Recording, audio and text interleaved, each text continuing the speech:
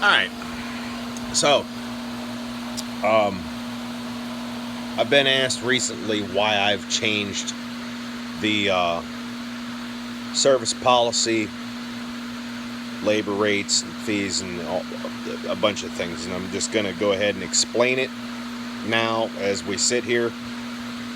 It's Sunday night. It's about 11:02 in the evening, and I want to give some kind of an explanation to why I will not work on anything prior to 1990 from this point forward. It's been, questions have been raised to me here recently about it, and I'm going to give you a little bit of explanation here. We're going to go through a couple things in the shop here, and hopefully you guys will understand. Maybe you will, maybe you won't. But regardless, we're going to do it. I'm going to shut this fan off so you guys can hear me. That thing is noisy as hell. Alright. Main reason, number one, I've had various Johnson Evinrude outboards in here from the late 70s show up to my shop. And what... one is a 35 horse that is, and still in, mechanically, it's still in decent shape. It's got 135 pounds of compression per hole. The gear case is inside. I've had it apart. It is pristine. The only reason I'm doing this is because he's been a long-time customer. And after it's out of here, it's out of here, and it's not coming back because number one, there's animosity between the customer and me, not from my end of things, because I'm trying to do what I do best, but he doesn't seem to understand why we got to keep throwing money at this old outboard. It's a 77. This is 2020. The outboard is 43 years old. I'm 46 years old, and you can see the gray hairs poking out in my head and in my beard and everything. Okay, relay that to a mechanical piece of machinery. All right, I can't begin to stress enough that electrical components, number one, wiring, number two, diaphragms, plastic pieces, rubber pieces, things of that nature that are that old, stuff is going to happen to it. Okay, and if you're not willing to spend the money on it to make it right, I'm not going to send things out of here in a half-ass manner with my name all over it. My name is on, associated with everything that comes out of this shop. And I know that's tough for some people to grasp that, well, he ain't going to be able to work on my stuff no more. Well, it's not that I don't want to. It's because it's turning into a headache with this old stuff. You get customers that keep coming back and coming back and coming back. And like this one guy, he's more or less pretty much upset because last year we threw a wiring harness on the motor. I had already went through it 6 years prior, and then again 2 years later to fix wiring that was falling apart on that machine. Okay, I did what I could do, and then I found out you could get a new harness for it, so I went ahead and purchased it and put it on, and he wasn't real happy about the money he had to spend on that. But then it came back this year. The problem was that last year that it wasn't shifting in and out of gear right. Okay, well, he brought it back this year. It's never shifted right, and now it's not running. Well, so I do my testing and find out that the stator assembly is bad. Stator assembly on that particular motor is over $400. Now try to explain that to a guy who spent a couple $100 on the motor to begin with. Okay, that's a hard pill to swallow. Had another one, a 7725, came in. He had went and over the course of 2 or 3 years put 2 new coils on it, A new power pack assembly. The only thing that was left was a stator. They brought it here. I went ahead and diagnosed it as it was here. The stator assembly was bad. He threw me $420 to do the job. That stator in particular was a little bit cheaper than the 35. For whatever reason, I don't know why. It was a different part number, but anyway, I go ahead and replace it. He runs it 3 more times. The motor lets go.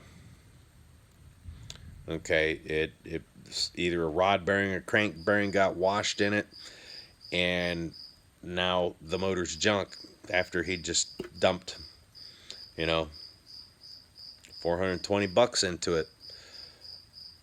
It is hard for me to justify this. Okay, on this old stuff. It is extremely hard to justify it. It's extremely hard to tell somebody, hey, well, I've got a Merc 20 horse sitting here. That the guy brought that and 2 6-horses and wanted me to evaluate them. All right, the first motor he was worried about was it's a 20 horse, but it says Merc 200 on it. It's Mercury's way of doing things back in the day. But anyway, I open it up. First thing that happens, Mickey and Minnie fall out of it and go running across my floor.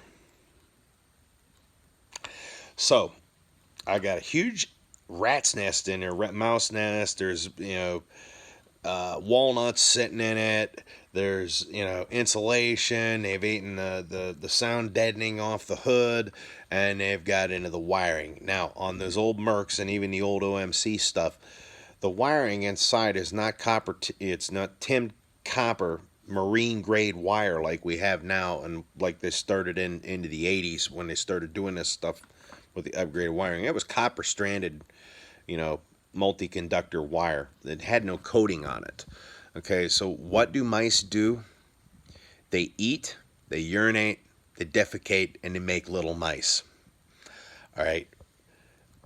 When you get something corrosive as mouse urine on a copper a copper cord conductor wire, multi-strand, what happens is that multi-stranding basically urine will travel up that multi-stranding up into the wire and corrode the wire from the inside out. Okay, so when I see something like that and I open it up, the first thing I'm going to do is start replacing components, because there's no reason to even try and justify cutting into the wire to repair it. You're fighting a losing battle. You're just going to keep chomping off onto it, getting it in. And some of these components, you can't fix it. You have to replace the component. And that little motor in particular, it's a Merc 200 from the, I would say, mid-70s. All right. I just did a rough guesstimation, changing both coils, changing power pack, changing plug wires, doing a carburetor overhaul, a fuel pump overhaul, and putting a water pump impeller in it. And this guy's, his estimate's going to be well over $1,200 for me to do this work. He's not going to want to throw that kind of money at this thing. That's the reason why I'm getting away from 1990 and older outboards. There's no justification for it. If somebody wants to learn how to do this stuff, fine. Then take it and tinker with it. That was the way I learned. That was the way I learned a long time ago in the small engine industry and then in the marine stuff, and then had some schooling under my belt, and then I went and ran with it this way. But, the days of this, the heyday of the marine industry was in the late 70s, mid 80s, and then it kind of took a taper.